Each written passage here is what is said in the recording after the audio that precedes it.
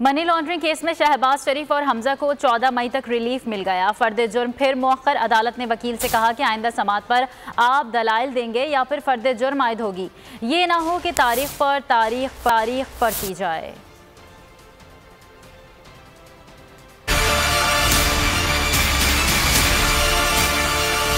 Money laundering case, Shahbaz शरीफ और हमजा की जमानतों की दरखास्तों की समाअत। हमजा शहबाज अदालत में पेश। शहबाज शरीफ की हाजिरी से इस्तिस्ना की दरखास्त।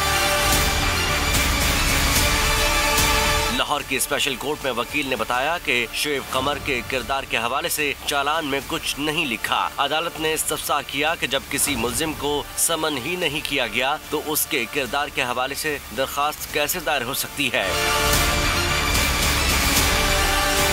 वकील ने बताया कि इस केस में फर्द जुर्म आयद नहीं हो सकती। आइंदा समात पर इस हवाले से दलाइल देंगे। जज एजाज हसन अवान ने रिमार्क्स दिए, आइंदा समात पर आप दलाइल देंगे या फिर फर्द जुर्म आयद होगी। ये ना हो कि तारीख पर तारीख पड़ती जाए। अदालत ने शहबाज शरीफ और हमजा शहबाज की उबूरी जमानतों में 14 मई तक तौसी कर दी।